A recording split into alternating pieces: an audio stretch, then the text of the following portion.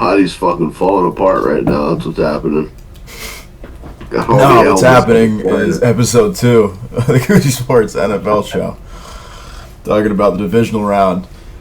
Last week, did you tally up your number from last week? No. Yeah, I think I was. We think. I think it was 14. No, we legit numbers here. I was 12 for 18. You weren't 12 for 18. I just counted it on my paper. I was 11 for 18. Then I was one short than you. I was 11 for 18. I'm up a point going into the divisional round. Yeah, that's fine. Whatever. Maybe if I didn't bet with my heart, Steelers. That was the one game I went over 3. Saturday afternoon at 4:30, kicking it off. We got the Bills going to Denver. Denver is giving the Bills a 1.5. The Bills are minus 102 on the money line. Broncos minus 116, and the over/under is sitting at 46.5. I've got Bills plus 1.5. Bills money line over. Same all the way through. Same here. Yep. Yeah, I mean, same everything. Yep. I definitely had some thought that maybe Denver here. I mean, it just feels like this is Josh Allen's chance to get through the AFC. Yeah, I mean, it's probably as open. He doesn't have to worry about Patrick Mahomes. I mean, you look at the Broncos season. I mean, they're 12-1 in one-score games. They've kind of felt fraudulent all year to some sort of degree. Defense is great, but I mean, me being a Giants fan, obviously watching how they beat the Giants in one of the worst losses in Giants history that I've watched, but they didn't look like a 1 seed, if that makes any sense. Clearly they are. They're 14-3. No, they also didn't dethrone the beast in their division either. They kind of dethroned themselves. That they did not. I mean, I think we talked about last week how bye teams in the college football playoff have a little bit of a rust. How they're a little bit rusty. I think this could apply to the Broncos too, especially when you have Josh Allen, who had a really great week last week, and has obviously been a much more experienced playoff quarterback than Bo Nix has been. I'm just going to go with the guy that's been there a lot longer, and that's kind of as simple as that. He's definitely been here a bunch at this point. Yeah. This is nothing new for Josh Allen. Whether he's winning or losing, he's definitely been here a bunch. Moving on to Saturday night, we've got San Francisco going to Seattle. Seattle giving San Francisco 7 points. The Niners are plus 270 on the money line. Seahawks minus 330. Over/under sitting at 44.5. I've got Niners plus 7. Niners money line over 44.5. All right. See, I don't. Even without Kittle, I don't love Sam Darnold in a playoff game against. I think San Francisco is fucking rolling. Said the same thing going into the Eagles game. Feel almost more strongly about this game. Yeah, I gotcha. I mean, I do think the Niners are going to cover plus 7 just because of that divisional aspect to this. But I think George Kittle being probably the best all-around tight end in the NFL not being available for this game definitely does change things. And we also haven't seen Seattle, a playoff Seattle home game in a very long time. I wish I had the day for it. That's fair, yeah, they're going to be loud. Definitely is one of the more influential home game advantages in the NFL.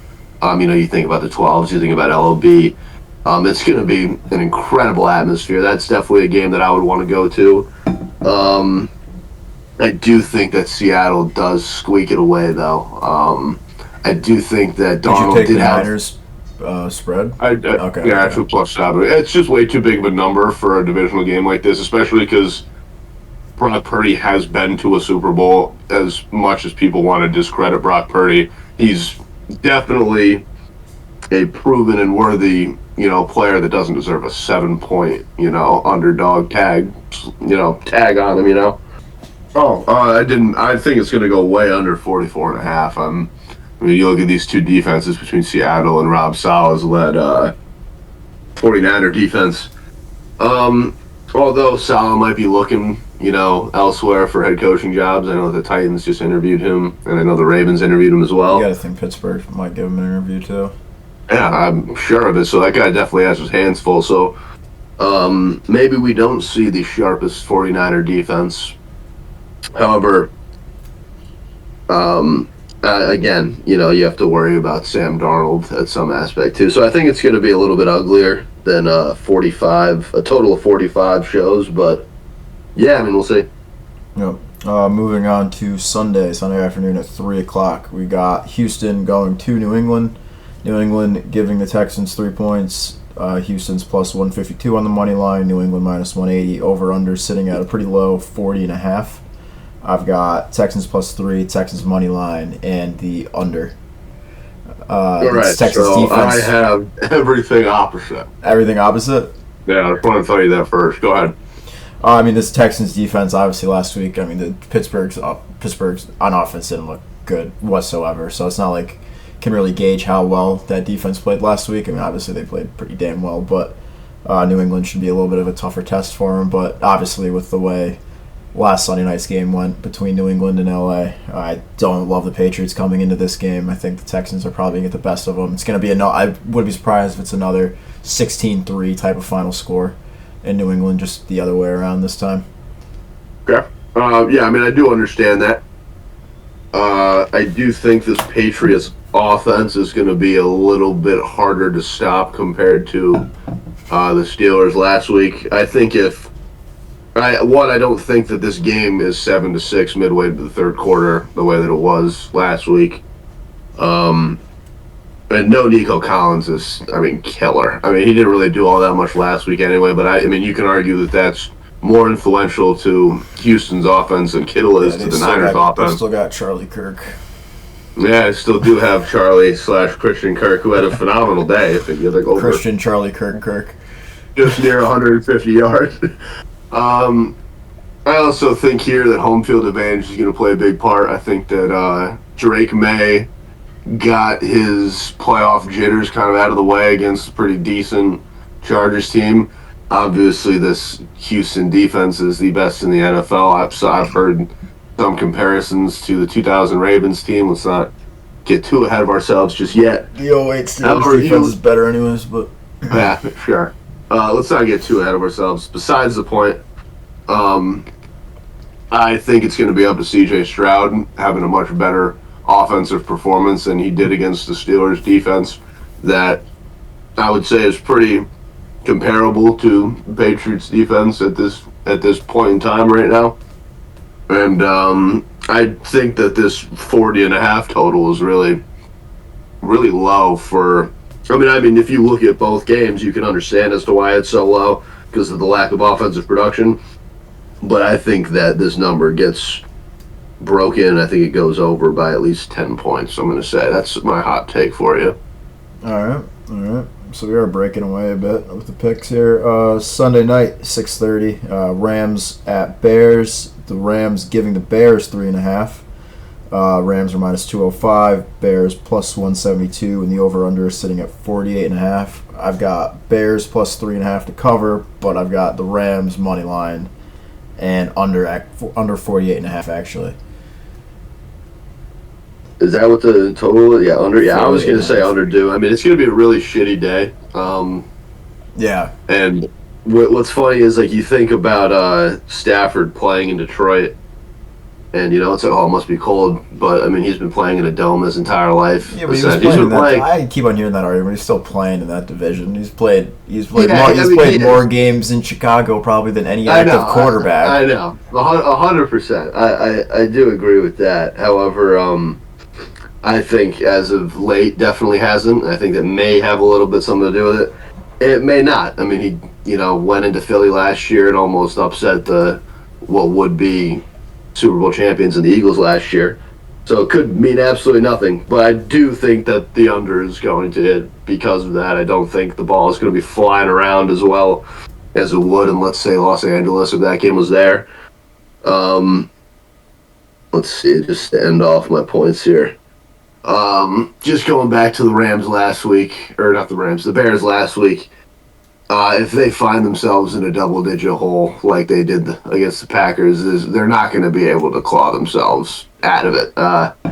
If they, let's say it's 21-3 at halftime again, I don't think a veteran like Stafford's blowing that game away like Jordan Love did. No. That being said, I'm also going to take that extra half point too. I think it's it's been a really good feel-good story for the Bears, but I think all good Bears. things must come to an end at some time. At some point, I know I was wearing the Bears jersey last week, but Giving up on John Harbaugh, Oh. John Harbaugh got hired, so I gotta wear this hat today. But yeah, that's the end of the Bears this year. I think that Stafford covers spreads. So Yeah, and before we wrap things up, talking about those coaches, Mike Tomlin obviously stepping down as the Steelers head coach. Probably seems like he's gonna take the year off, go to TV. Pretty crazy the Steelers actually decided to go forward with that, but here we are. yeah, who would have thought? I guess there is a decent amount of options. I mean, obviously Shula, Flores, I think Shula or maybe Flores even would be Robert perfect. Saleh, which I don't love too much, but I think Robert Saleh got a really bad rap in New York. I think he did things pretty well, considering the absolute shitstorm that his quarterback situation was for the 3 years he was there. yeah, I really like Flores. I think that'd probably be my pick, to be honest. I know a lot of people don't like his work as a head coach either, but I think it could work really well in Pittsburgh. Yeah. And then obviously John Harbaugh, the new coach. Of Yeah, the New York Johnny Giants. John, baby. Given the fact that me being a Giants fan, I saw 2 Super Bowls at the age of 7 and 10. It's been a tumultuous and terrible 14 years. The worst record in the NFL since that span. That being said, just bringing a guy in like Harbaugh just completely changes the culture from the weakest link to the strongest piece. In this case, being the defensive coordinator and Shane Bowen last year to whoever they're going to hire this year, Mike Kafka last year to Greg Roman, which is an immediate upgrade in my opinion. And it's just, I think the overall tone's going to change, and I think everything's looking up for New York. All right. Gotta get that piece in there. Yeah. All right. Well, I think that's an episode. We'll see you guys next week for Championship Sunday. See ya. So.